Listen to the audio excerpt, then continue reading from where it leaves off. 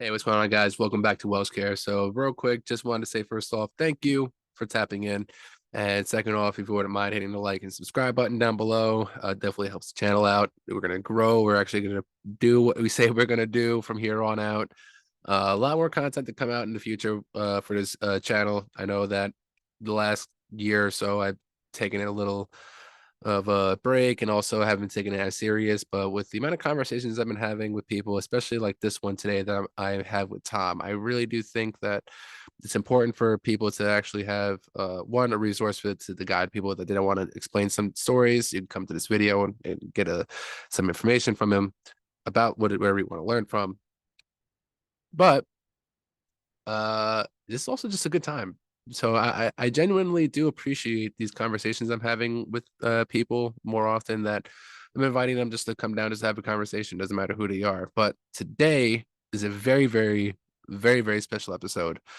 I happen to have a man that I consider my trainer, but he's also somebody that I look up to, and he's also a good friend.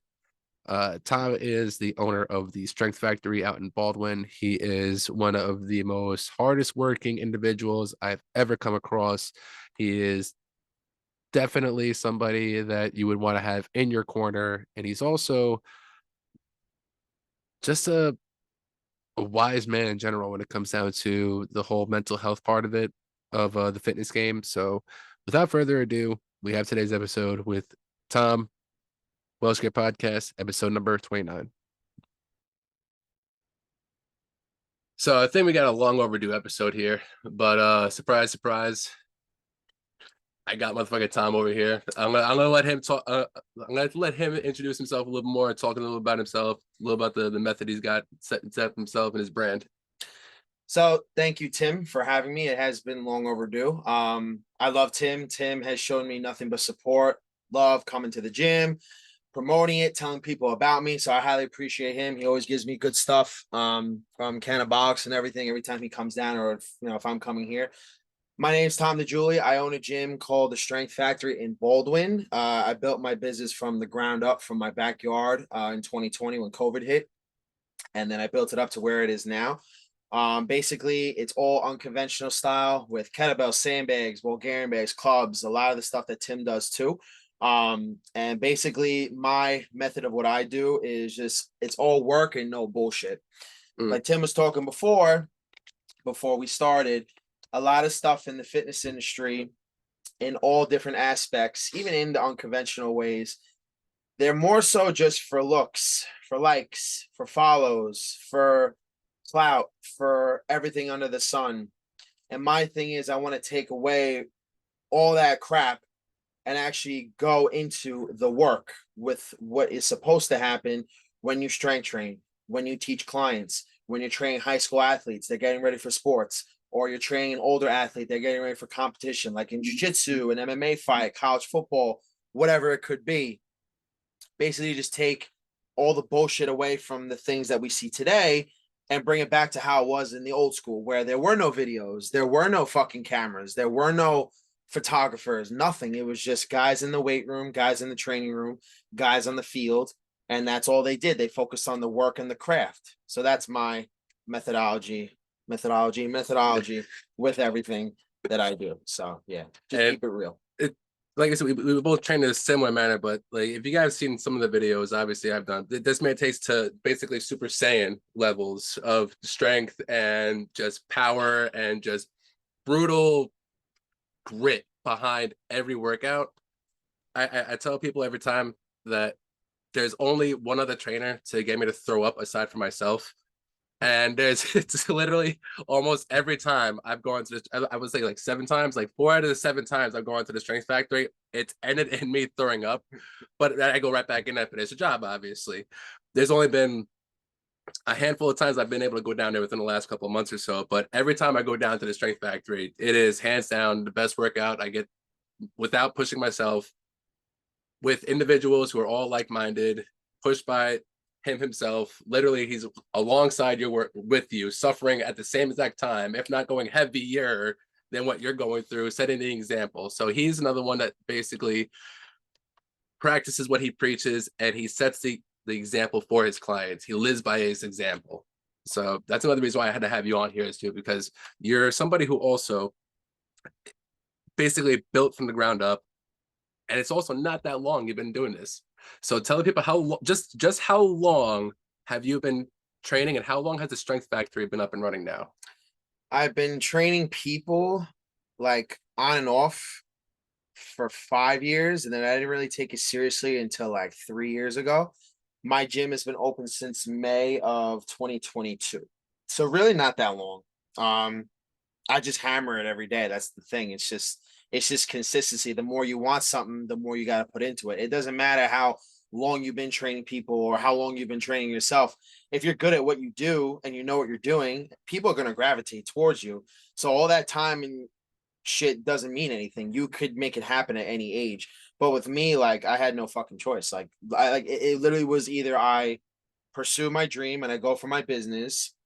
And also with everything that was happening with COVID and politics, everybody has their opinions. Everything was just going all fucking stir crazy. Me, I wanted to become a nurse, but just the politics and everything in the hospitals and how I would see patient care and how, people weren't happy. They were miserable. And I was an EMT at the time. So I was like, all right, let me dabble in the hospitals. Let me train people. Let me just dip and dab in these different scenarios. And it ended up, I'm like, all right, you know what? Like, I want to be happy doing what I'm doing. And I want to be happy with people that actually care about the craft and what I do and people that support, like yourself, like Pooch, like O'Furley, all the guys that I have around me. So I pursued that path instead. And I mean, listen, has it sucked? Yeah, it's been miserable because, working every day, a lot of people when they look at trainers, like they think I feel like people when they look at trainers, they think we're like we have some fucking glorified life, right? Yeah. We look good, we work out every fucking day. We have all the time in the world, we make our own fucking schedule. No, it's not that fucking glamorous. It's glamorous for us because we love what we do. Yeah. But it is early mornings at 3, 4 o'clock in the morning. It is long hour and a half, 2 hour workouts. It does suck dieting if you have to. I don't diet. Dieting if you have to. It does. It's a lot of fucking work, and also you have to be a leader and a motivator for people in general. So you're not only focused on your own shit, but you're focused on other people too. That's why even if you open up a gym or if you're training in a corporate gym, you have to lead in your own way. That's why I invite everybody to come work out with me in the mornings, whether I'm hurt or not, or whether I'm going through shit or not. It doesn't matter. You have to lead by example, no matter what you do. So it's been a roller coaster the past 3 years, but I love it, man. You get it. Like it's such a rewarding feeling, and I'm blessed to have found what I'm meant to do in life. If we really did it for the money, we would be fucked. We would have stopped this a long time ago. Mhm. Like I started this, I've said this multiple times on this podcast before. I won't go into too much detail with it, but started making $90 every 2 weeks for the first 6 months of my career doing personal training. That literally alone was some of the most mentally challenging times. Like, damn, do I really want to do this? But then when I started to see the changes in my clients' eyes, when I started to see the changes on the scale, when they started to be able to lift more, it's just like, damn, okay, so maybe there's something here. Maybe I should continue pushing this a little harder, maybe commit this a little bit more, take a little extra time. And exactly what you said, I started getting up a little extra earlier and I started staying a little extra later. Clientele started building up. The word started getting around of people that's like, he's actually here, he's putting into work. And it just, it just follows in when you actually preach and you live by what you say and you actually spew no bullshit. You attract the right clientele also, because those are individuals that don't want to work with no foo bullshit. They want to work with people who actually are about their shit. And there's very few people that can not only withstand their own workouts and actually what they post is what it is, versus the individuals that is the clout, the constant clout, the tripod set up in the gym, and you've done one rep of your workout. Oh, and you do it very well. Like you promote yourself very well because I'm the same way. Everything that you post, everything that you write out, I love because I read every one of it because I'm the same way. oftentimes people will look past that, but if they really read it and they really kind of understand where you're coming from, they'll kind of ask themselves, oh, am I really putting in the work? Am I really sweating? Am I really doing something? And I love it because it brings people like us together to where we can network and we can create shit on our own. Just like Wes Yeah. Beans, Shout out Jason, Wes. Stallfish, shout out Wes, shout out all those guys, Jason, Jose, Wes, Colin. Keanu, Colin, Crazy Trainer, Jared. I love all those guys because they're all like-minded and they're all top guys because they live what they preach. They all work their asses off. They all wake up early. They all train the hardest they can. And I've dealt with every single one of them, and they're all great fucking people and individuals. And it leads to guys like me and you together too, whether it's in New York, whether it's in Texas, whether it's in California. And I love that because you need to be surrounded by like-minded people, especially in training, especially in fucking training, because that shit sucks. Yeah, it's miserable. It was done if done properly, it's miserable. Oh yeah, training's not supposed to be fun. Like it's the people that actually that look forward to their like workouts, like, oh, it's gonna be so much fun. No, this shit ain't fun. Like in my workouts, you'll hear me say, this shit sucks. I hate this. What the fuck am I doing? But at the same time, the rewarding feeling at the end of that work is just there's nothing that matches that. Like, and a lot of people don't want to feel pain. Mm. A lot of people don't want to feel being uncomfortable.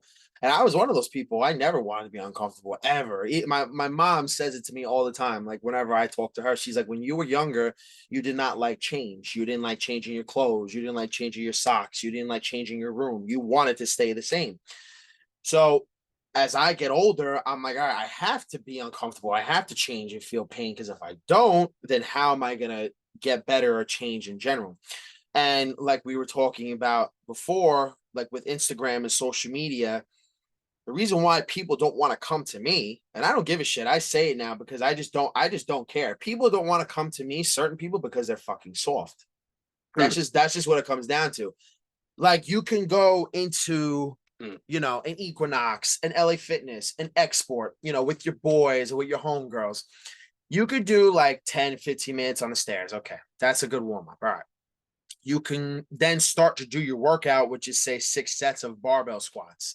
If you have 4 fucking people on the bar, you're going to take forever just to finish that one set. And then you got to do lunges and then you got to do RDLs and then you got to do after cardio. Like, and that to me, like, it's soft because listen, is it hard work? Yeah. But most people don't know how to get their heart rate up.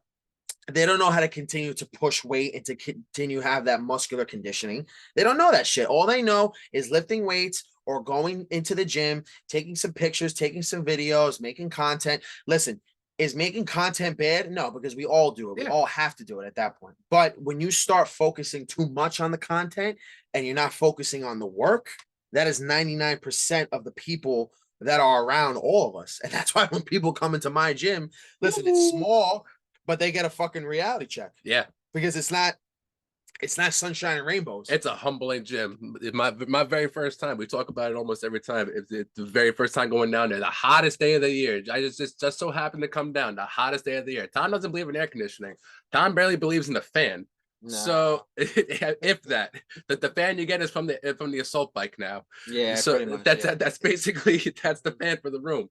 But it was still to this day, like that workout was like the real like, damn, I thought I was pushing myself to limits, but it's like these are the limits where it's like I never thought I'd be able to reach. Now I'm smashing these limits now every single time that I come like to the Strength Factory. There's a new PR for myself. There's at least new workout I could bring to my clientele as well. Bringing a little bit of the method into Unique as well, and just showing people that you don't have to do 20 different workouts and 3 sets of each. When you could just do 4 workouts 5 times, 10 times, 7 times, 8 times, and you get an even better pump or even a better workout, a better sweat, better heart rate, versus just doing the simple shit while it's taking it easier on your body. And I mean, listen, do you have to go hard all the fucking time? No, you don't, because there are days where you can do a recovery day. There are days you can take a day off. But like me, for example, I got injured last week, minor back pull, and then I got sick, right? Last week was a bad fucking week for me.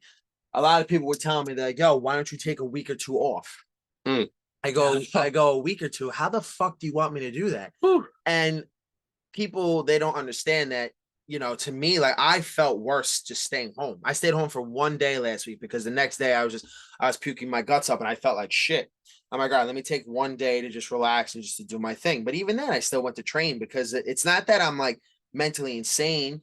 It's just that I'm obsessed, and me moving and me keeping my body functional, that is more important to me than anything else. I could give two shits about the money, the cars, the phone. Like, if you're successful, you're making money. All right. But if you don't have an able fucking body to move, to eat, to stretch, to lift weights, like if you're going out through life and you don't understand like how important it is to have a able moving body, and that's something that I always forget. And every time I get injured, it happens every so often. It's life. It is what it is.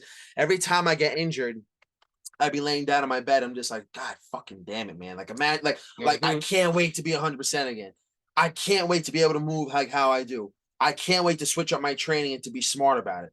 So, do you have to go hard every day? No, but you should be doing, in my opinion, you should be doing something every day that is physical, whether it's stretching, kettlebell flow, sandbags, benching, squatting. You should be doing something because you get lazy. You get fucking lazy. Friday morning, I was in my bed all fucking day. And I was saying to myself, hour after hour, I'm going to go to the gym. I'm going to go to the gym. And I didn't go until 3 o'clock. And I was so pissed at myself. I'm like, why the fuck am I staying inside all fucking day and not going to the gym until 3 o'clock? So you want to keep those habits going, because getting out of it and then getting back in, it makes it that much harder every single time.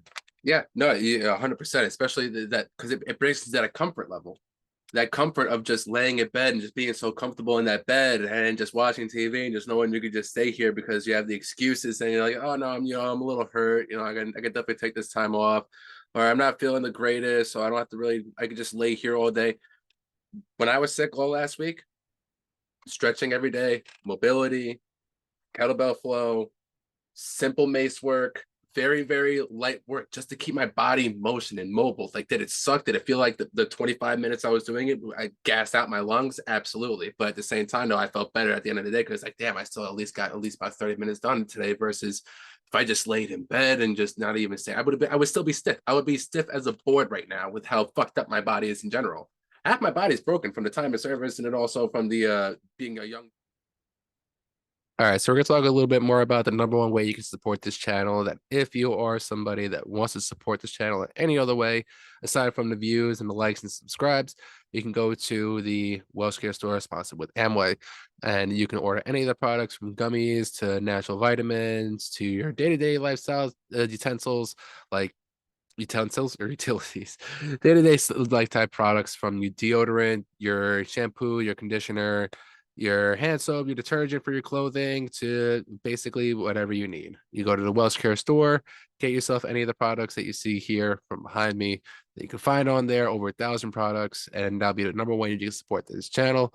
So yeah, go to welshcarestore.com and welshcarestore.com. No, go to Welshcare store link down below. I can fuck up my own commercial because I'm my own commercial. Go to the Welshcare store down below, and then you'll be able to order anything on there. If you guys have any questions about any of the products, shoot me a DM on the Instagram, and I'll be more than happy to answer any questions that you guys have. Let's get back to the episode. Being a young, dumb athlete, and then just being young, dumb in the gym, not knowing what I was doing in my early 20s. So half my body's all messed up. What do I have to do with that? I have to stay mobile. I have to stretch 3 times a day. Like, when I tell my clients like I stretch 3 times a day, they look at me like, wait, 3 times a day? Yeah. I'm like, listen, Dave, he stretches one time for 3 hours at night. Like, listen to him. Like that's fucking next level shit. But I stretch 3 times a day, 5 to 10 minutes, simple stuff, just to keep myself a little mobile. So this way I'm not in aching pain, not stiff as a board. But then I hear people talk about like, oh, I don't have time to stretch, or I don't have time to do this. I don't have. You had plenty of time to make excuses. Is what you have, because you walked right past my gym. It's the little 6 feet, the 6 feet of space I have there, and I'm still getting shit done every single day, basically. And that's what I did before I opened up my gym. I had my shit in my room, and I woke up at 3 o'clock in the morning just to work out, and I made it a priority. And that's a funny thing when people talk about time. I don't have the time. It's not that you don't have the time, it's just you don't make the time. Mm. So if people work, let's put it into perspective. If people work a 9 to 5, let's say you get up at like 7:30, 8 o'clock, you brush your hair, you drink your coffee, you brush your teeth, you work till 5, 6 o'clock, you have dinner. All right. Maybe you have kids, maybe you have another job. I don't know. Maybe you have a side business. Let's say you work a good 60, 70 hours a week. Let's say you're a hustler. You want to make money, right? Yeah. But then you have 3 opportunities, hypothetically, to work out. When are they? Friday, Saturday, and Sunday night. Those are the perfect 3 that you will barely see anybody ever work out. Because Friday nights, right? First day, you can go out drinking and doing stupid shit with your friends, right? Saturday night is another night they can go out and do stupid shit with your friends. And then Sunday night is where people lounge, they take off, and they're fucking lazy. You have a good, out of that time frame, even in the other days, if you wake up early, you have a good, let's say, 10 hours to work out. You sleep the other times, you eat the other times. You have a good like 8 to 10 hours to work out. Do you need to work out 2 or 3 hours a day? No. But you can still make the time and to do that. Mm-hmm. It has nothing to do with money. It has nothing to do with anything else. It's just that you do not prioritize what you need to. Instead, people will prioritize drinking. They'll prioritize eating shit food. They'll prioritize doing dumb shit. And every time people come to me with a fucking excuse, especially if you used to work out and you haven't worked out in 3 fucking months, why the fuck are you going to train for a year, 6 months to a fucking year? Consistency, hard work, you're dieting, you're paying somebody to help you, you're paying nutritionists, you're investing all this time and all this money until one day you're just like, you know what? Life got too hard, right? I got hurt. I had a kid. I have this. I have that. Like, listen, I'm young. I'm 26. Do I have kids? No. Do I have certain other obligations that people have? No. But I've still busted my fucking ass to get where I am now. And I've always worked a job. I've always had obligations. I've always had to pay bills. I've always had to pay shit. And I had to work a lot of hours. So to me, it doesn't matter with the timing, with what you got going on in your life. There's a man with no arms and no legs that can fucking swim. But you're telling me that you can't work out for a half hour, 20 minutes. Oh man. You can't go and at least grab a mace, grab a kettlebell, do some flow in between your clients, whether it's a 20, 30-pound kettlebell, do some flow, do some mace swings, maybe do some sandbag work. It doesn't got to be balls to the walls, but you still got to move, at least do something. Yeah. And when people tell me that, oh, I don't have time bullshit, I laugh and I don't want to hear it. I really just generally don't give a fuck because that's why you still look like shit. That's why you're still weak. And you're complaining. That's why you still ain't shit. And that's just what comes down to it. And a lot of people, they don't want to hear that shit. But it's 50-50 where people hear that and they're like, you know what? Tim and Tom are right. They're fucking right. I got to get off my ass and I got to start doing shit. And there's the other half of you know what? Fuck those guys. They don't know what they're talking about. They don't know how much it takes. Oh, when they get older, they're going to fucking sit. They're going to get fat. They're going to get, they're going to get lazy. I'm like, all right, I'll talk to you in 15 years when I still look the fucking same as literally now.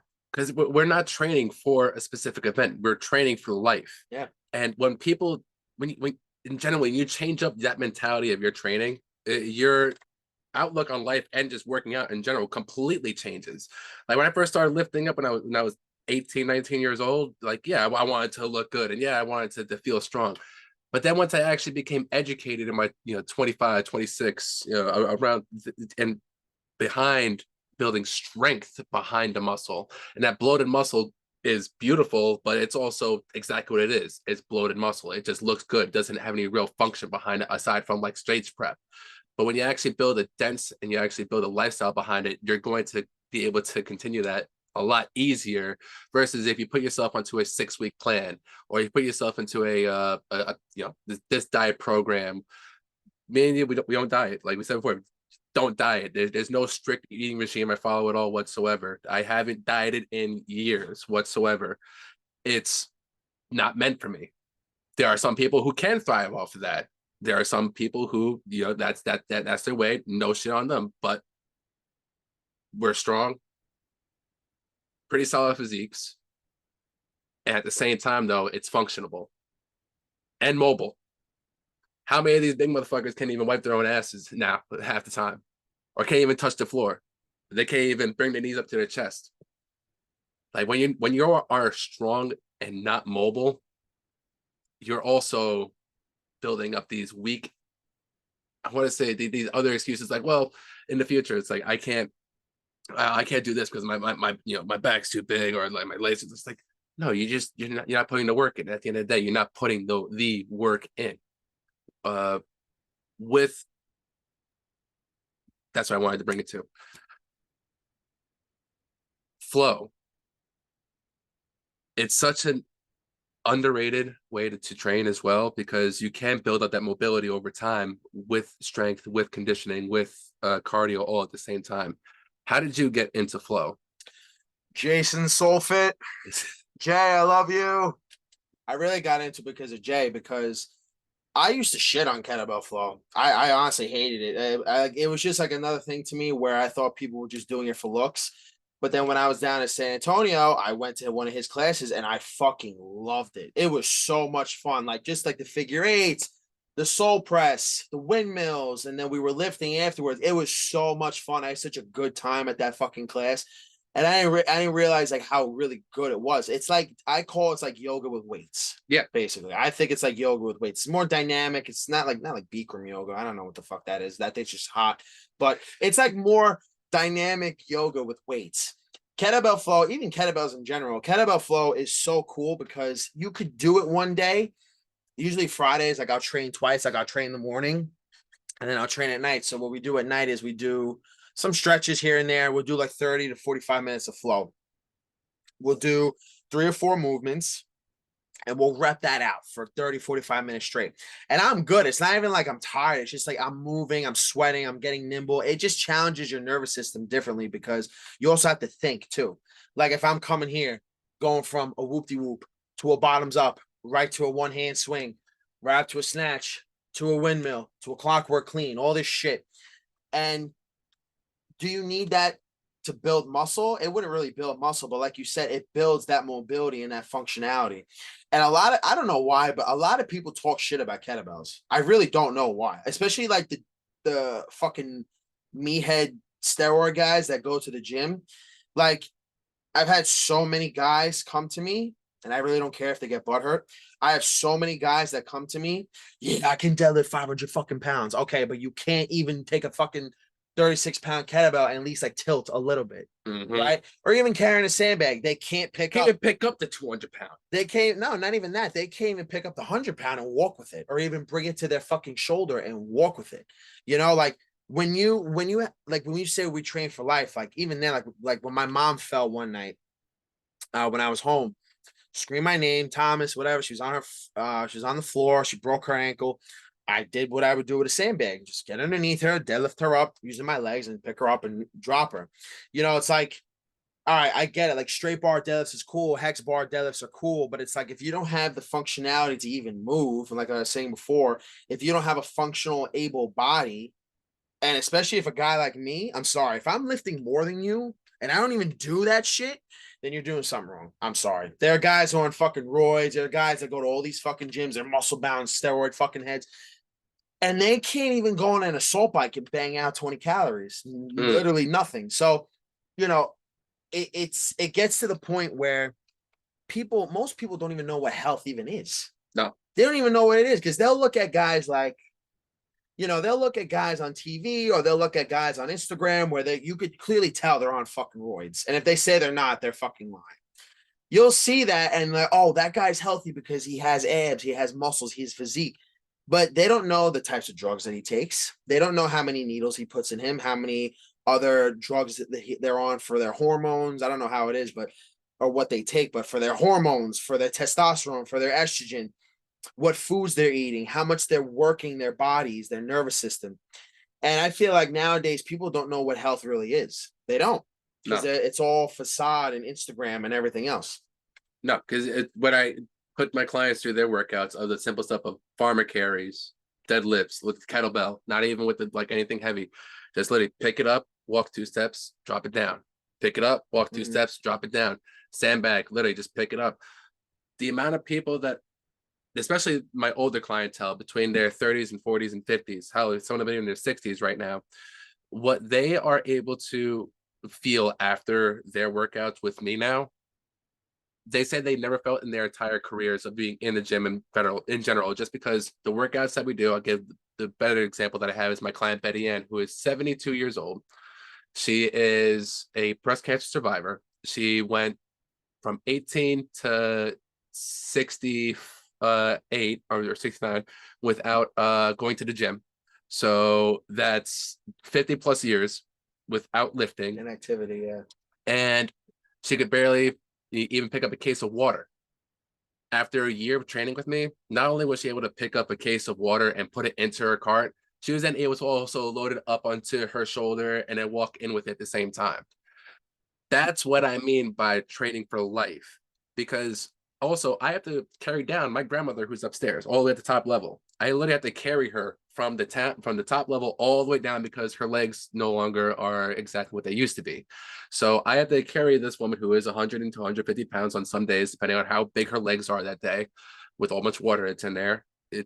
Sometimes she is a little heavier, but it's like I have to maneuver through, the walls and everything. So I have to be this, dense, strong person. I have to work out the way I work out because I also have to take care of certain individuals where I have to literally carry their bodies around the entire time.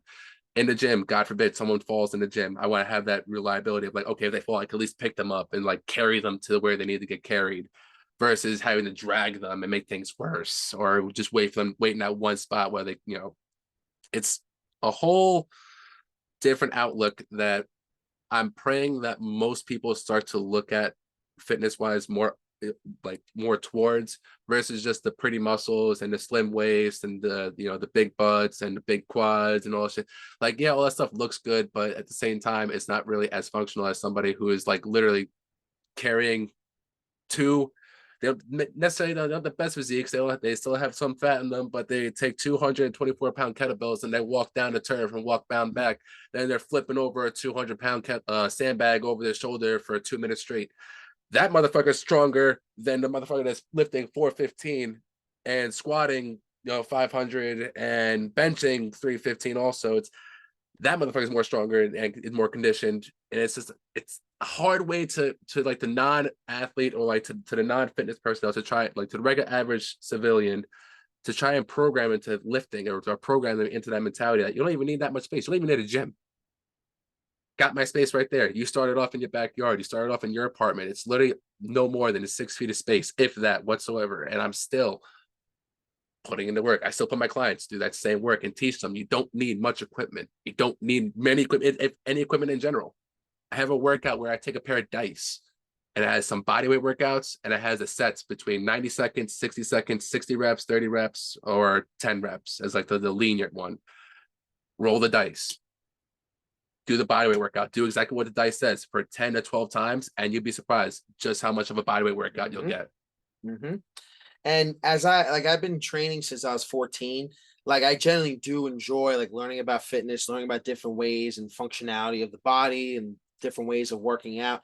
Like I'm young, I'm 26 years old, but it's like I know a lot. And like I've trained so many people from different avenues of life or different things. And like I was saying before, people don't know how truly rejuvenating it is because even with like mental health, like with me, like right now, like the reason why I go hard every day, it's not because of like how I look or whatever. Like I could give two shits about how I look at this point. Like I really don't care. I care about how I perform, what weights I lift, how I'm performing in the gym. Last week I had an injury. All right, I got to tweak some things. I'm more dominant on my right side. Okay, I got to tweak that a little bit. I got to be more careful when I deadlift. Maybe start at lighter weights and make sure I'm good. But it's just like mentally because life, I mean, listen, life can get tough for people, like certain things, but like to me it's not only like physical health, it's mental because it's like medicine. It's so euphoric because when I train every morning or even when I'm training my clients, I train with people, it just makes me forget about everything else. I'm just focused on that fucking moment, like me just like getting through my sets, like holy shit, I still have 2 more to go, like oh my god, like that was just the warm-up, like but it's painful, but it's euphoric because when I'm dying and I'm sweating and it's hot and my muscles are sore, I'm tired, believe it or not, like that's the happiest that I'm in, because it's just, my head's clear. There's nothing else on the planet that could get me to think that way besides bad shit, like drugs, like everything else. But if people would take their, their adaptations and their energy away from the bad shit and really bring it into training, they'll see of what a difference is. And I feel like with men in general, especially nowadays, men in general, they don't know what pain is. They don't know what hard work is, like how the older generations is. Listen, am I digging holes and working for, a garbage truck or for landscaping? No, but I am busting my ass to run my gym, and I have calloused hands. Like, I still do a lot of work, but that's from the old generation. That's what my father told me. If you want shit to happen for you, you have to fucking work. And men nowadays that even just go to their 9 to 5 jobs or own businesses, like if they were to just at least sweat and grind and just lift weights and get strong, it would help their mental health so much. It would probably help to where they're better with their kids, they're better with their wives, they're better with, certain things in their life, like even with their love life. Oh, like, the guy's got a beer belly, the wife isn't attracted to him anymore, whatever. Just even little stupid shit like that. You get strong, you get healthy. Your wife looks at you. Oh my God, he looks great. Ba ba ba. All that stuff's good. Your kids watch you. You're lifting weights. You're grinding out. Your kids are gonna follow in your footsteps. But also, it's for like your mentality. If you had a bad day at the office, you work 9 to 9. All right, you have to get up at 8 o'clock. You still have 2 hours to work out and to get shit done. Maybe that'll clear your head a little bit. It doesn't have to be balls to the walls. But I think it plays a big role with mental health too. It's not just physical, because also people need like a sense of direction, like a sense of something that they feel accomplished with. And it doesn't have to be a tournament. It doesn't have to be a competition or a degree or a business venture. Even if it is just carrying kettlebells for a good 40 feet, and then the next week you do 60, and then the next week you do 80. Even then, that gives you more euphoria than certain other things in life. And a lot of people who are very successful, why is it that they're still miserable? Why is it that they're still unhappy? There's something missing in that aspect. And to me, I think training and physical fitness with what you want to do, that will help you in all aspects, not just physical, but the mental aspect too. Definitely. No, absolutely. Coming from somebody who is literally diagnosed with anxiety, depression, major depressive disorder, a minor depressive disorder, going to therapy 2 times a week, there's no euphoric feeling. All right, guys, so we're just gonna take a quick break and talk a little bit more about the good people over down at Origin Main / Jocko Fuel. That's where you're gonna see the Jocko White Tea, Jocko Milk, Jocko Krill Oil, and all the other products you see behind me that are Jocko related. So the reason why I got affiliated with the company, it's an American-made company, from boots to jeans to gis to high quality protein to other supplements that are on the shelf to a very popular neurotropic based energy drink that is more so neurotropic based than caffeinated based.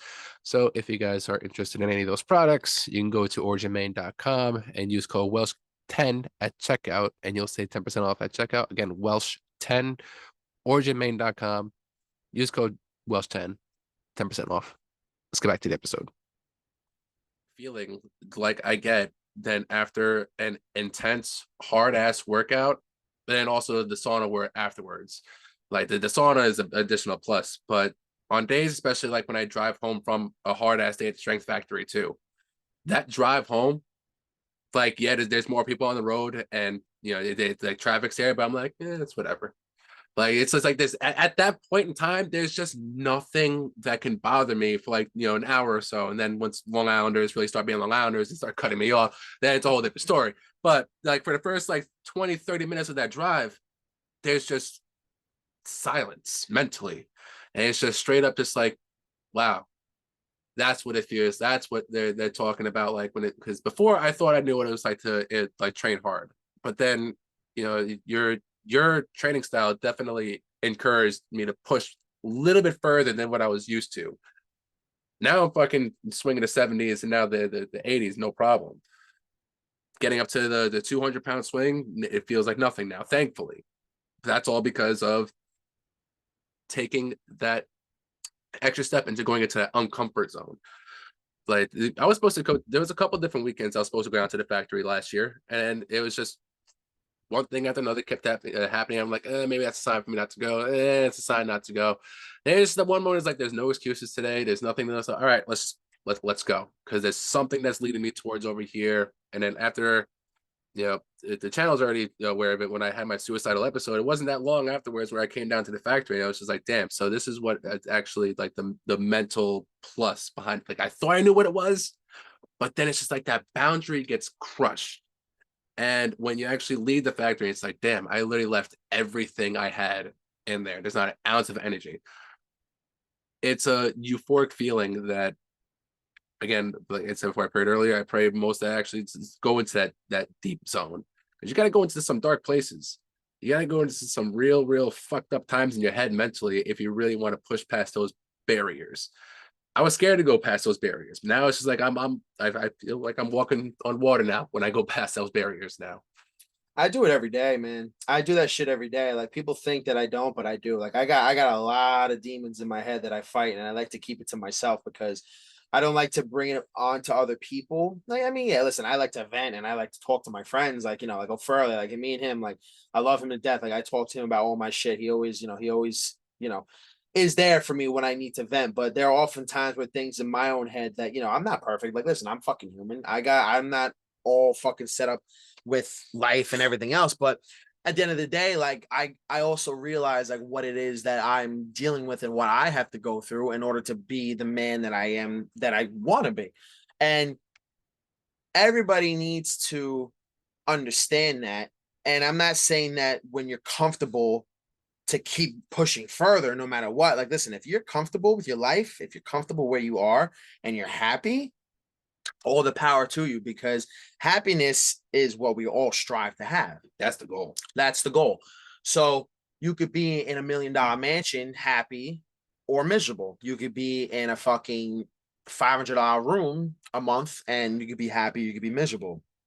But with me, I go through those places every day because it reminds me of why I started in the first place, and it reminds me of what I have to do.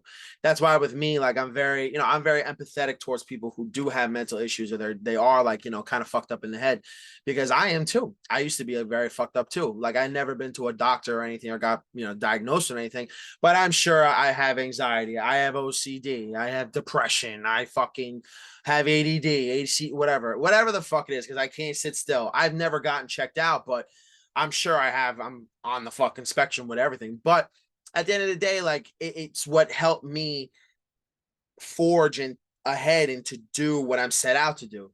But also with guys like us, even then, like when you came to the gym and you were there that one day, and me and who we're talking, even then, just being around like-minded people it helps because you understand each other. You understand where you're coming from, or you guys have the same goals, the same aspirations, because we often think that we're alone in life. We're not. We're not. But you can be around it. You could have like 1,000 friends. You could have 1,000 friends, but there could be that one person that really gets you.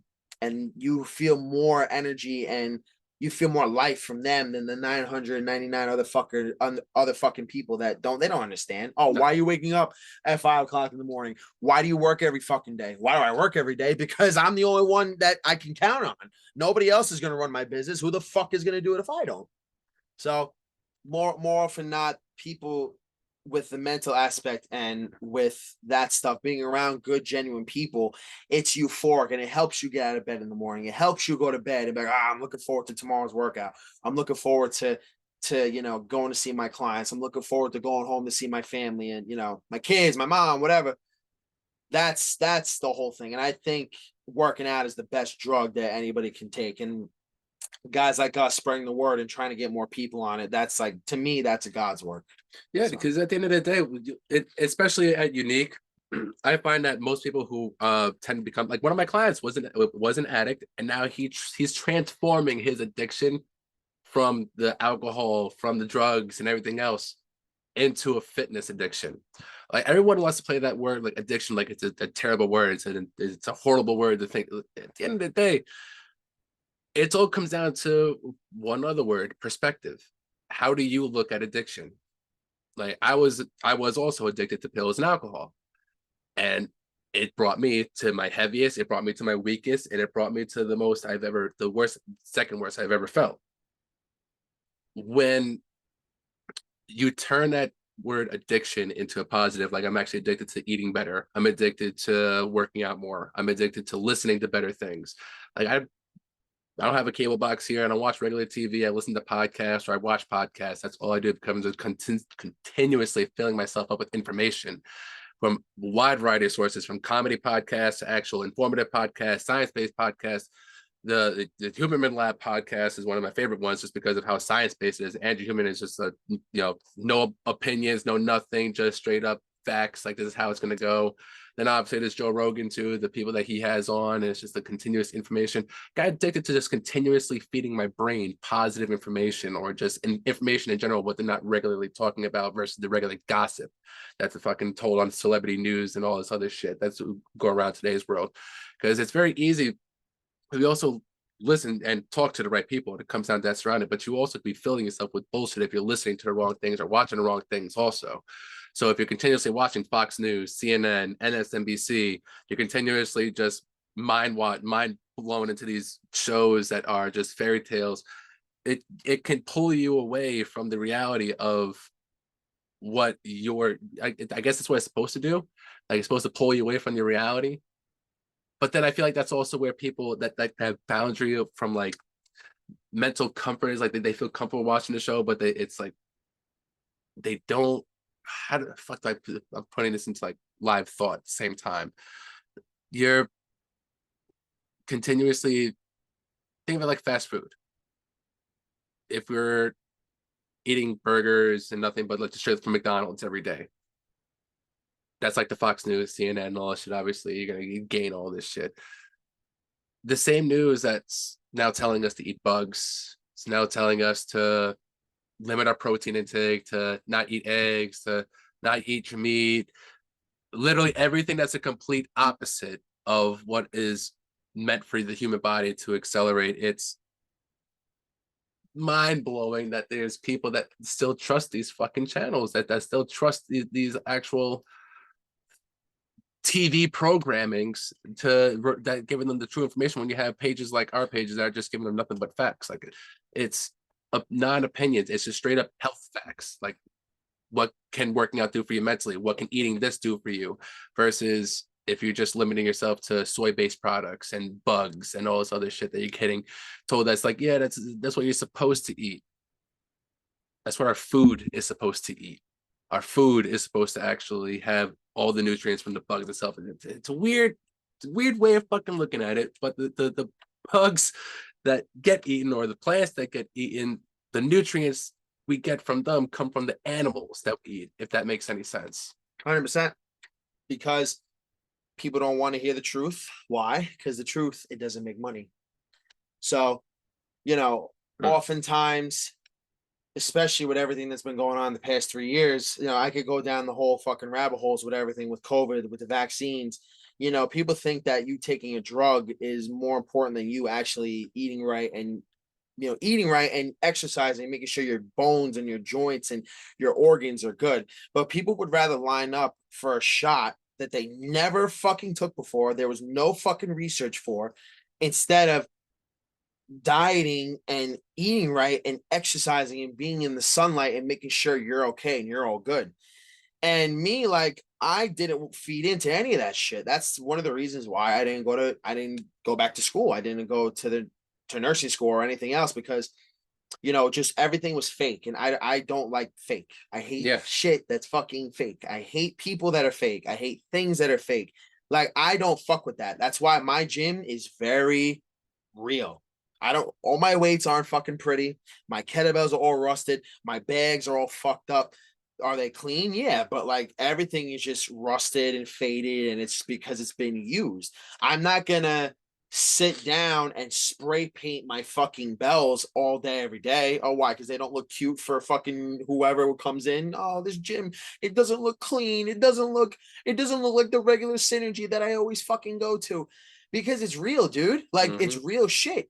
And with everything being fake, if I was fake, like if I wanted to, do the things that make money, what makes money in fitness? Let me throw some tips out for people who actually want to make money, but they want to be fake. Glute workouts. Post a class that has glute workouts, legs and glutes, whatever, whatever the fuck. Everyone's favorite. Every girl's favorite. So if you put a class, listen, if you want to do this, God bless. But if you want to do this and attract all these women and all this money, go right ahead. Are you going to give a great fucking workout? Probably not. Are you really going to help girls build their glutes? Probably not. Just by one class? No. That's one thing.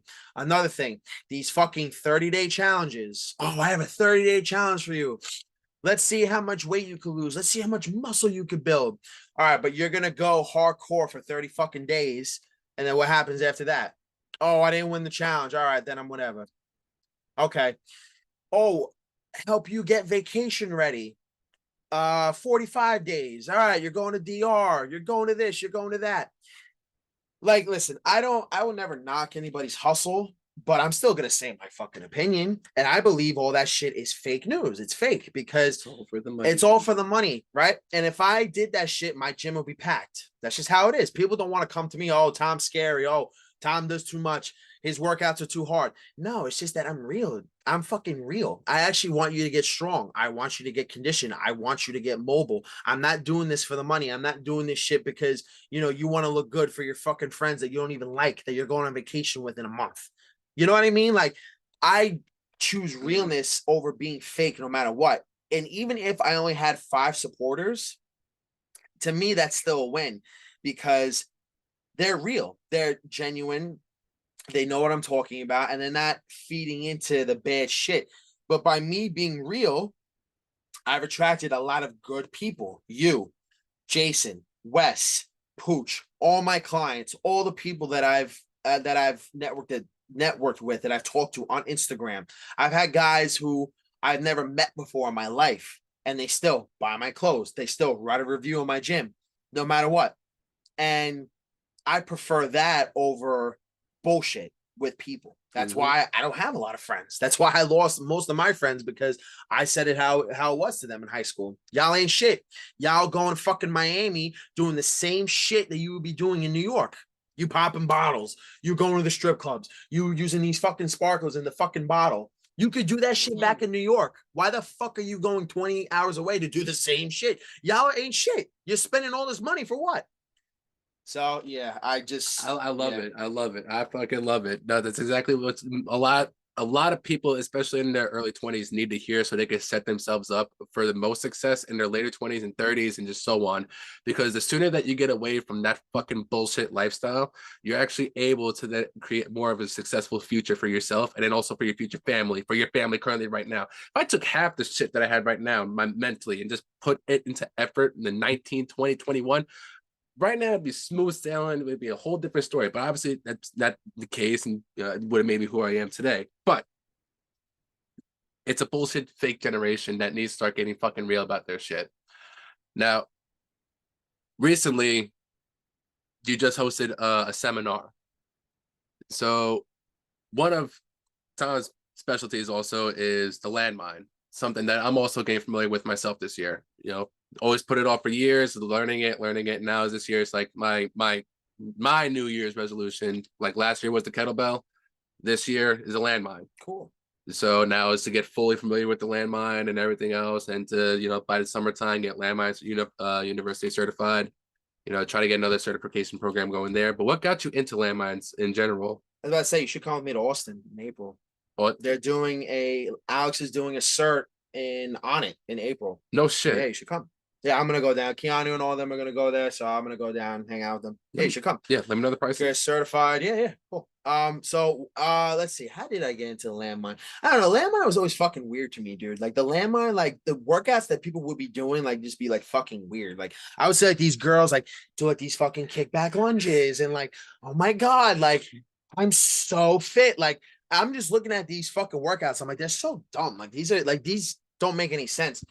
And then I follow Phil Daru, and I saw him do the landmine cert at his gym with Alex.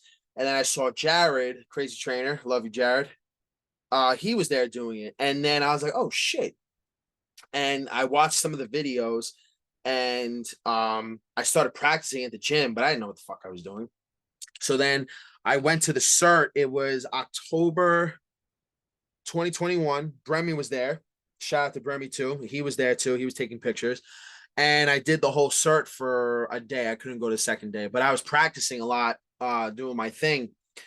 And it was just a whole new different fucking world of working out. It was the cat like for back then it was the kettlebells, the clubs, and the sandbags. All right, cool. Like and then I was like, all right, let me see what this is all about, the landmine shit.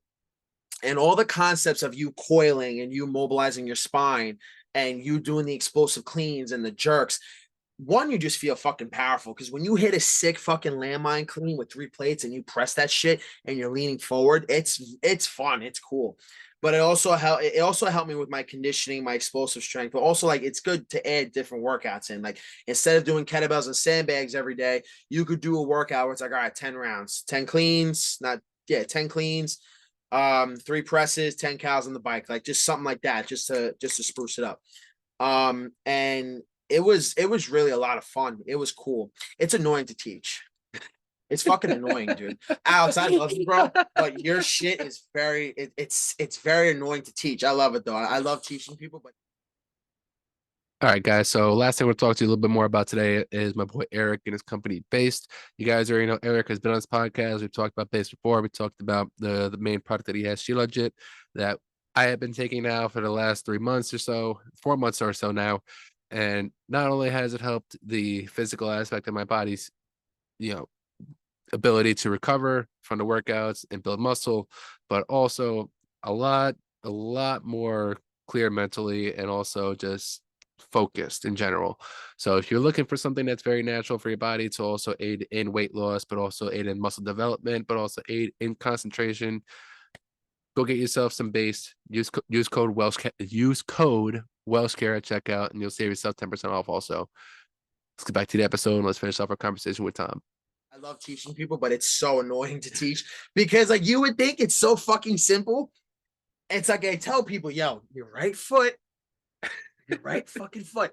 Wait, my left, no, you're right. So like I'm trying to teach people like how to how to fucking put their hands and their feet in a certain way. It's just funny. Some people get it, some people don't. But it is a really good system that Alex made, and I love it because he chose me as one of his top guys. And it basically, like, I met a bunch of different coaches in San Diego and in New York, and it's cool. It's a different modality of training. I love it. It's fun. Really fun. The only other person I see do anywhere close to the amount of weight, the weight that you do on there is Mike.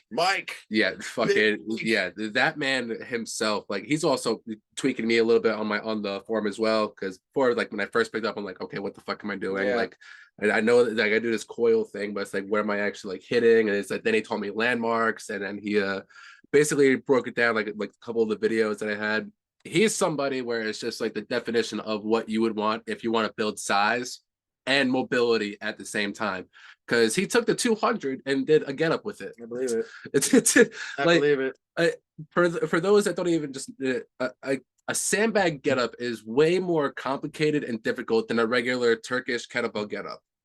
It is literally the physical dead weight just laying on your chest. You then have to then get it up onto your shoulder, and then from laying down like basically the Z press formation, you have to get your ass up, get a knee stable, and then stand up with that weight. 200 pounds, like nothing. Like nothing. I watched him do it. I'm just sitting there. I'm just like, I'm just in disbelief. You can't be that big and that mobile at the same time and that athletic. But the man he's the reason why that there's very few trainers that I look up to, especially in my gym in general. He's one of them, just because he's the definition of what I would want to be in the future if I really took training to the next level of my like career. He's booked up all day, months in advance. You got to get a session with him because he knows what he's talking about, but he's also a very personal guy. And that's another piece that I wanted to bring up as well, is that the personal thing is that a lot of trainers struggle because they don't have the personality for this shit. They don't have the actual want to see their clientele thrive. They just care more about they're going to pay at the end of the month.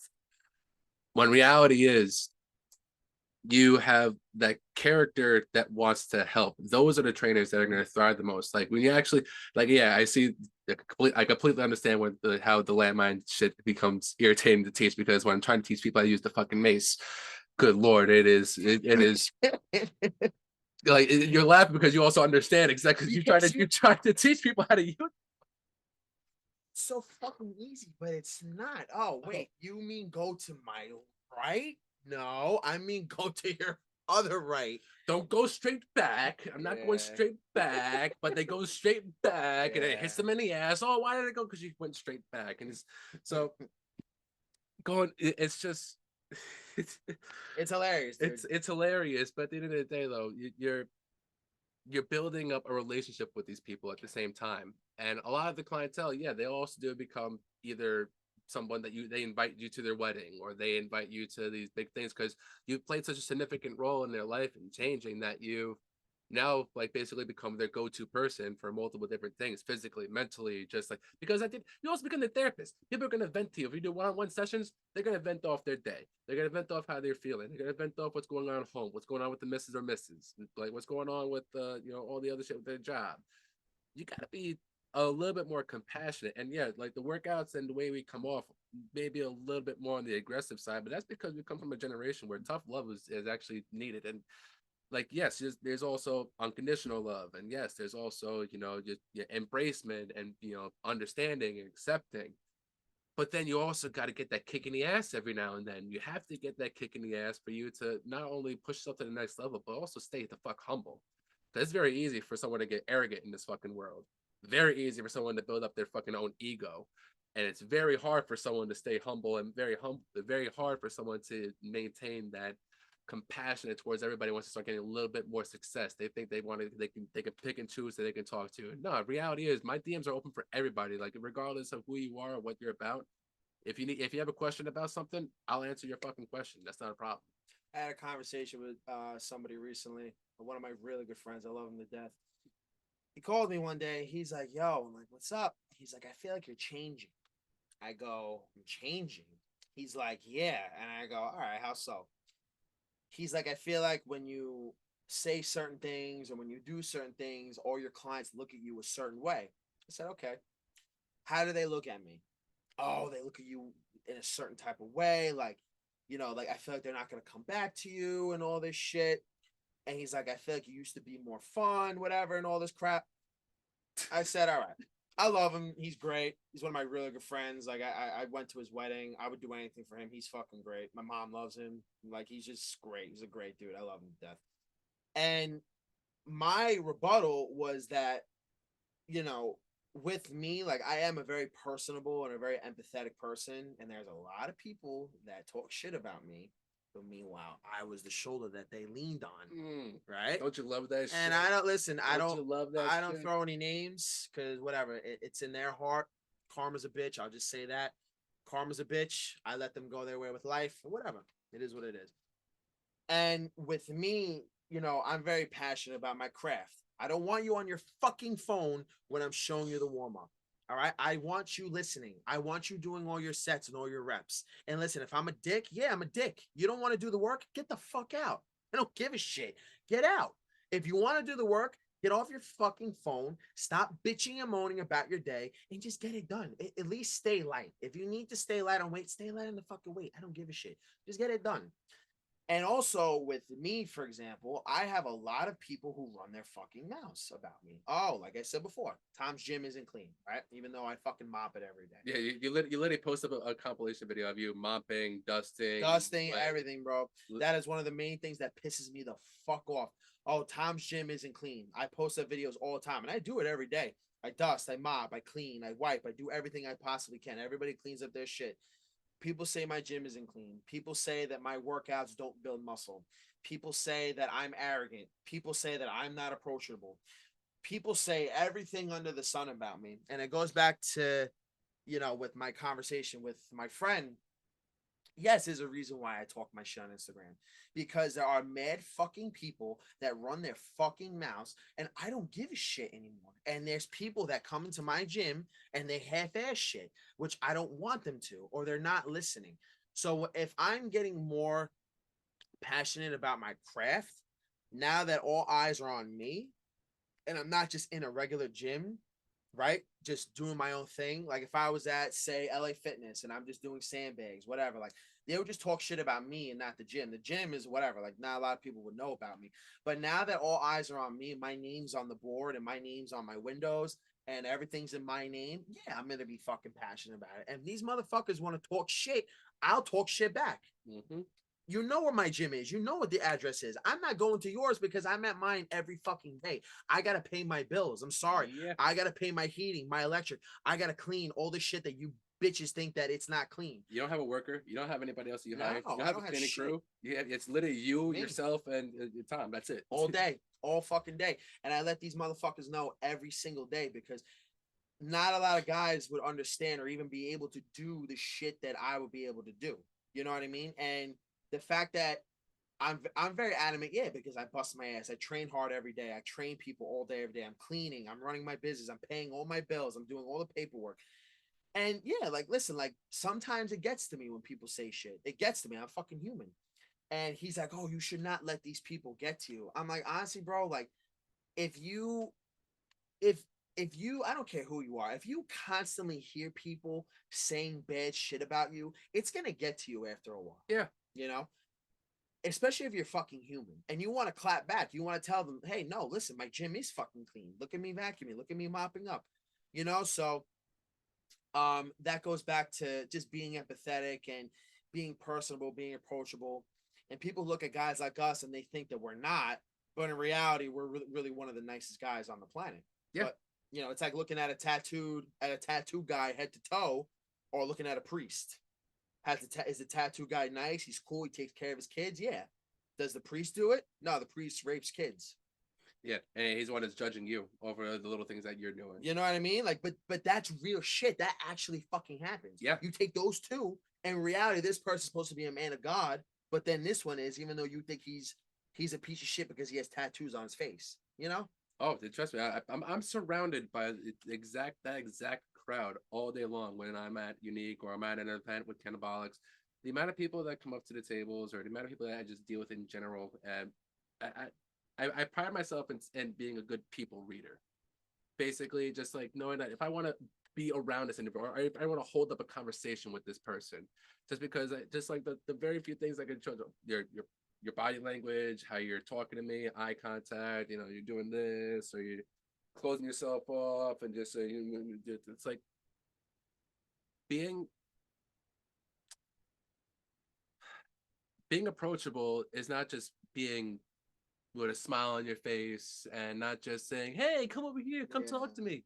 Like, no, reality is like, yes, so, like when I'm in the middle of my workouts, I look like a fucking lunatic. Me too. I have a grit face. I am sweating. I look like a disgusting mess. But if you come in and say, "Hey, can I join in?" Oh yeah, absolutely. Come in. Get another side of kettlebells.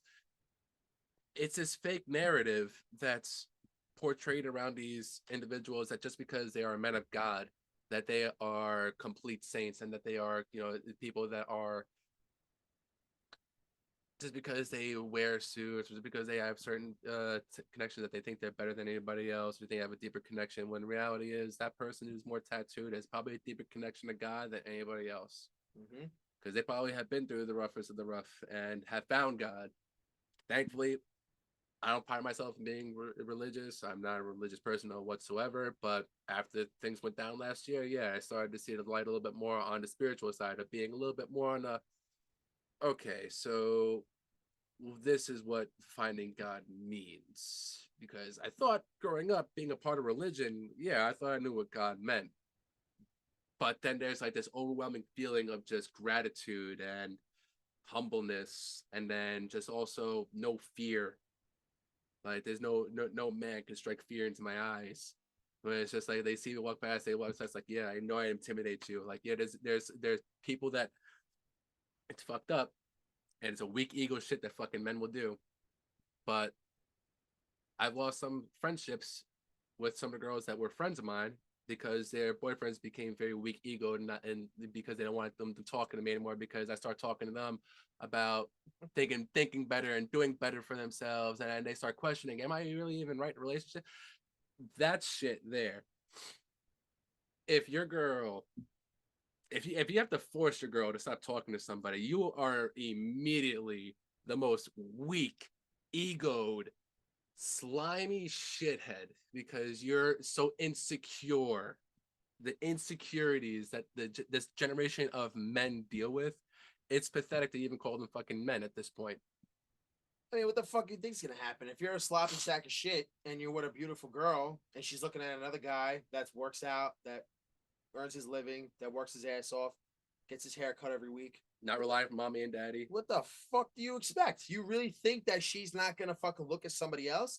Is infidelity and cheating okay? No, not at all. But people look at people look at the menus and they don't order. One of my boys, that was his fucking analogy. That was his fucking analogy. And a lot of but that's the problem, especially with a lot of men, because they're not secure with who they are. They're not. No. Because if you were, with women, whoever the women who are listening to this, correct me if I'm wrong, but women like men who are not insecure, who are strong, who are powerful, who are confident. They don't need to judge or to look at other guys. Oh, he makes more money. Oh, he looks better. It doesn't matter, because in life, there's always going to be somebody better looking, with better muscles, with a better business, with better lifts. Like, it doesn't fucking matter. You have to be happy with what you have or who you're with.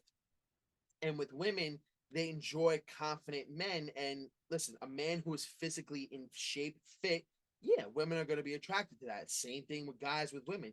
So at some point, if you have to tell your girl to stop hanging around talking to a certain friend or whatever because of how they look, then that should be in your head. All right, I got to get my shit together, because I'm sure that your girlfriend will look at you going into the gym. Wait, this motherfucker's going to the gym? What? She'll be like, oh, what time are you going? Oh, what workout are you doing? Oh, let me go and see what the fuck he's doing. Right. But in reality, he's doing it for himself and he's doing it for her, because now she's going to take the eyes away from everything else to her mate, her guy. Now, does that mean every single girl is looking at other guys? No, because there are very loyal women out there. There are very loyal men out there who are really good with who they're with. But there are some people who, yeah, they will look outside the boxes. They will look, what else could I get? Who else could I talk to? Oh, he has a friend? Ooh, okay. And there are some people out there that are like that, and it's fucked up. I've experienced it. I'm sure every guy at some point has experienced it. And it's tough, but that's why with men, you have to be confident in who you are and what you do. And hey, listen, you could be a fat sack of shit, but if you're confident, you make people laugh, and you're a happy person, you're better than the guys who have six packs who are miserable with how they look. Dude, one of my best friends is a bigger man, but he is one of the most competent men I've ever met in my entire life. That motherfucker will make a room laugh. He'll make me laugh on my worst days, but at the same time, he doesn't give a fuck. He loves what he eats. He loves his life. He's happy and he enjoys himself. Compared to some of these weak egoed comparing people, that's the other fucking thing I can't stand the most. The amount of people that are putting comparisons in this generation. The only thing that you should be comparing in general is yourself to yourself at the end of the day.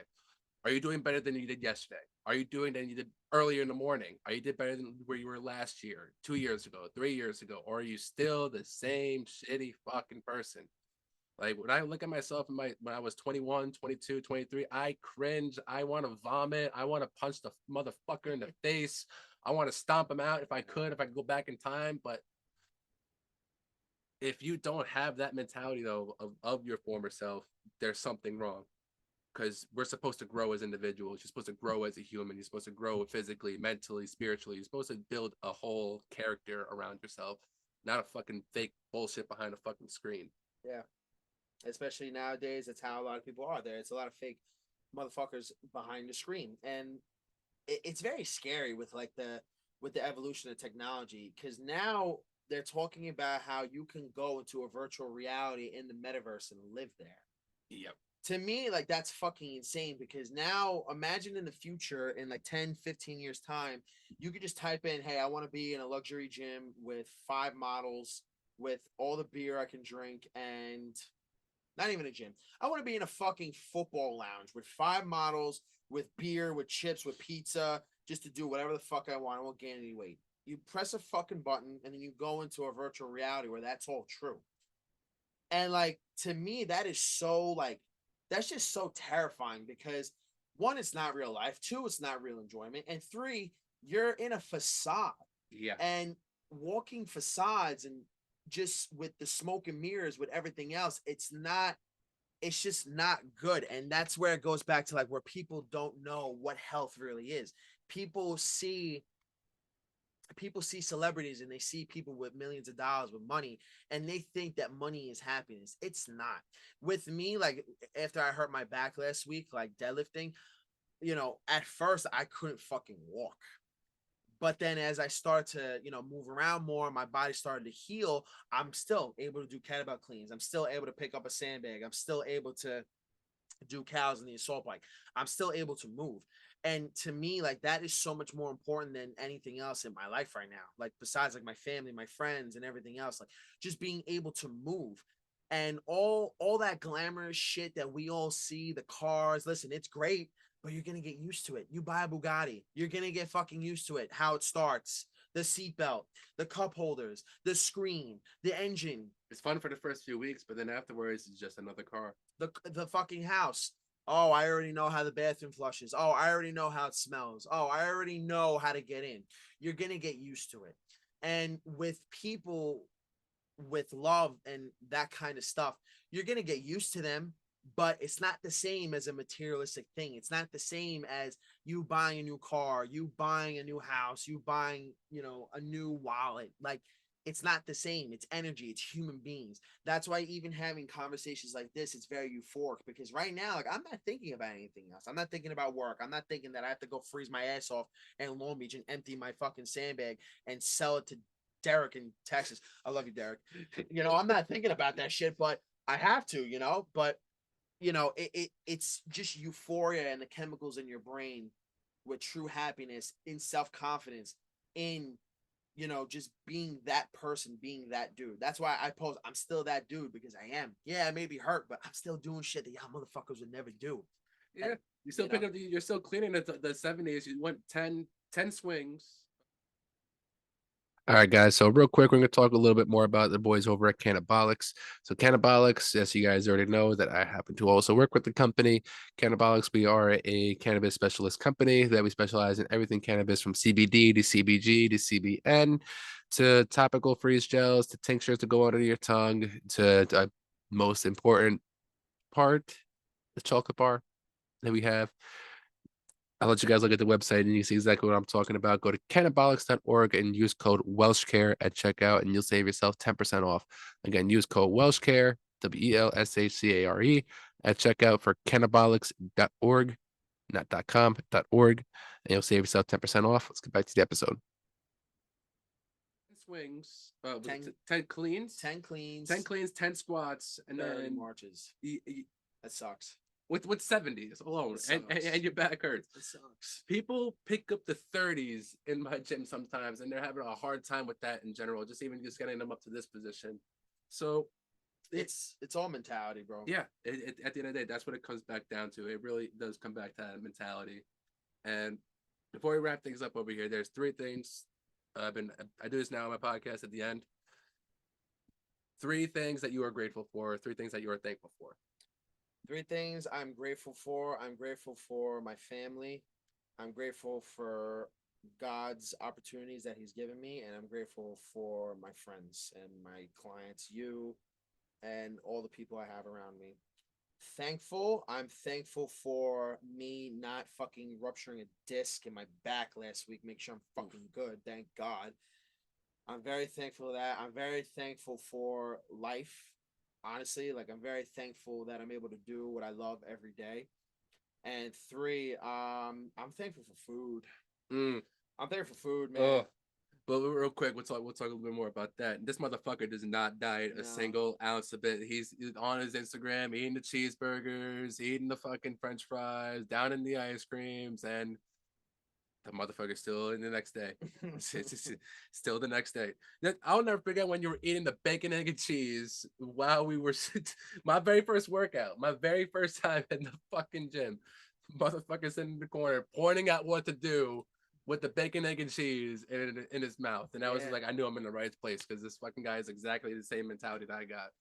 What are three pieces of advice that you can give to anybody right now? In general, like towards something specific. Just towards it, like just in general, like three pieces of advice.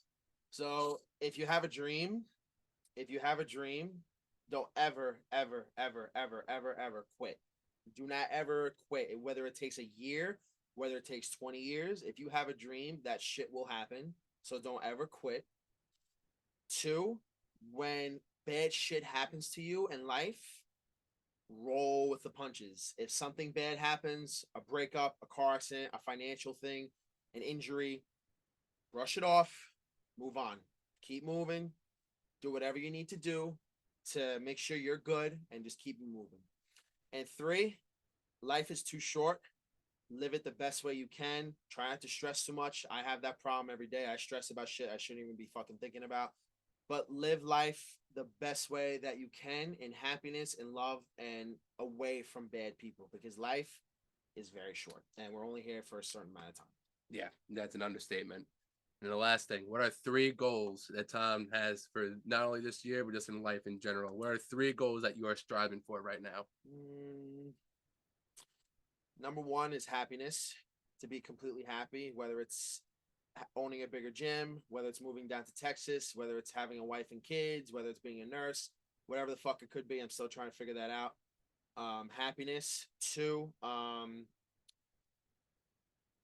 want to appeal more to like insecure men, what we were talking about, like guys who need direction, guys who need help, guys who need help with mental health, like guys who just need that kickstart in the ass because I was that guy one time, and I was too. yeah, and I want to be that for guys in general, guys who want to, especially for men with mental health, women too. Y'all are more than welcome, but I feel like the women have that shit down. They're already more fucking driven than the guys. That's why a lot of more women are more successful than guys. So they also push more weight in some areas. Exactly. Yeah. So for just be more like, be more towards just like insecure men, like guys that need to push out to become savages.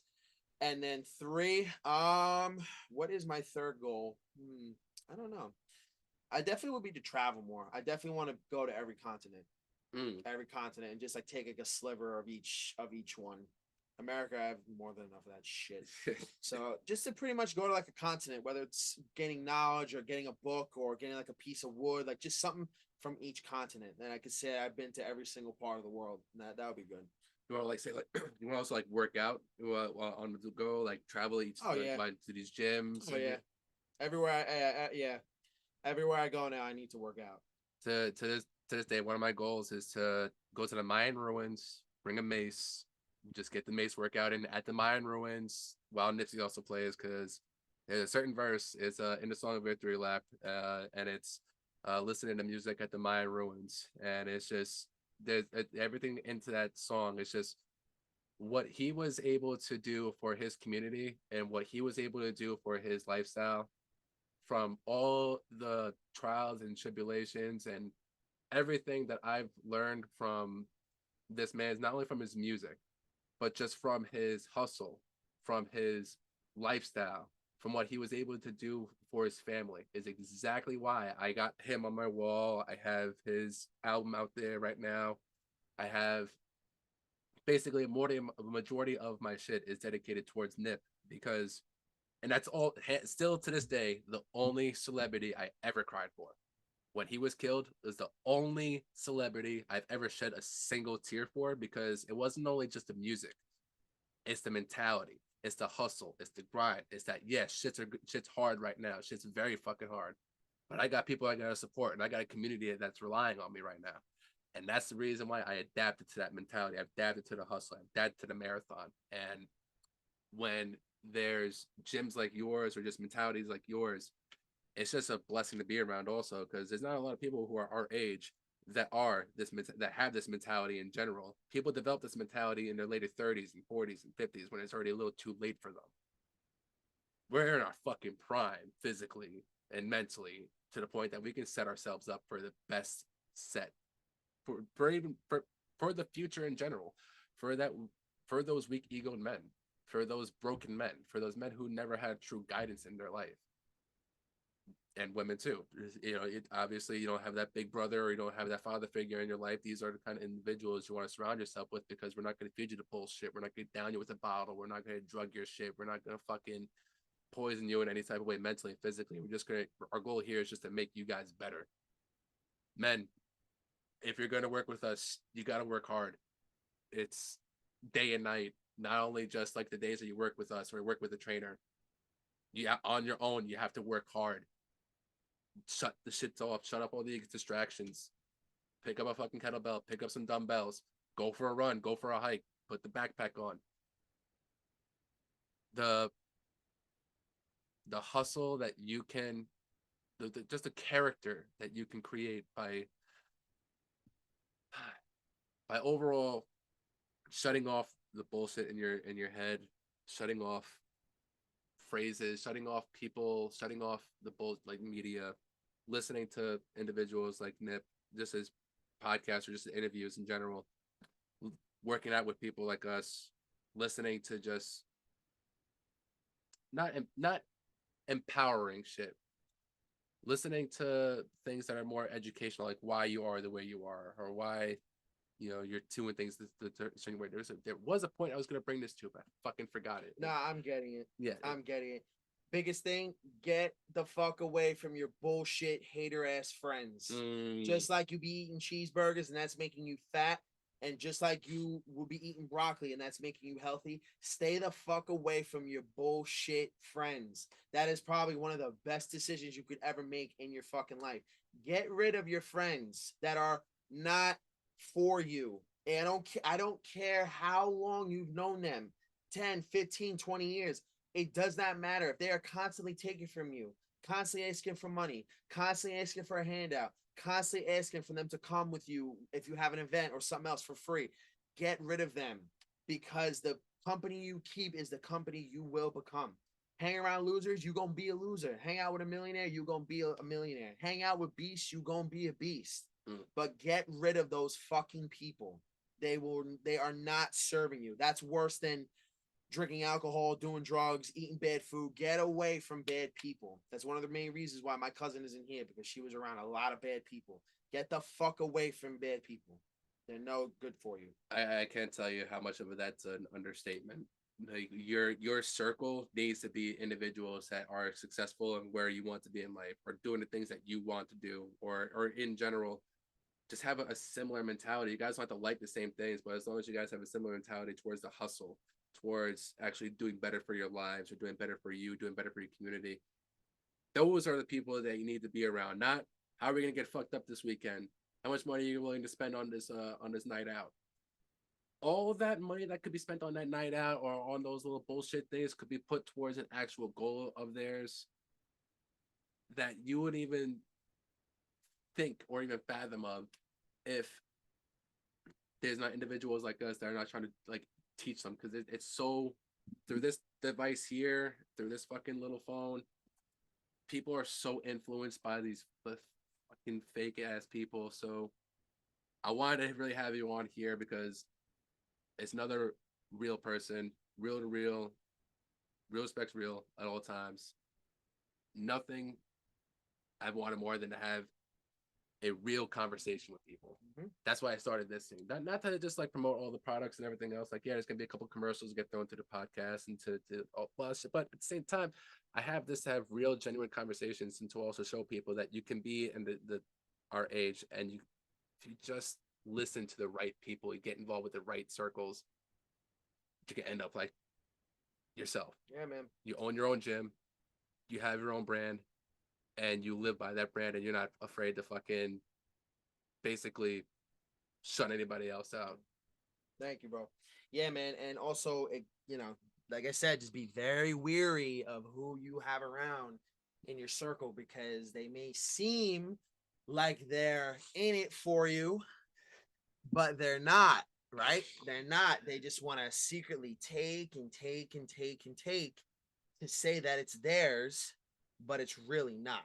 Nope. Right? And those are the type of people that you have to be very weary of, and you have to pick apart piece by piece what it is that they're really trying to do, whether they're trying to take from you or they're trying to secretly learn and to take what you know or whatever you have and try to do it on themselves. And hey, listen, sometimes it don't turn out that well. So I can't say it has. Nope. But on that note, brother, man, I appreciate this time here. You know, it's been really fucking dope. I appreciate you, I appreciate you, man. I appreciate this time here, this conversation. You know, this is something that I really do feel that people need to hear. These are not things that people want to hear. And yes, there have been people in my DMs like, you've been a little more aggressive lately, like towards like these Hey, things, I love because it, man. at the end of the day, Keep doing it, bro. I love it. you gotta be. Fucking gotta be. Because if you allow life at any point to have its a little bit more of an upper hand on you emotionally, you're going down this wave of emotions and you're being tumbled by this fucking never ending wave. So you have to plant your feet down, get a little more stable.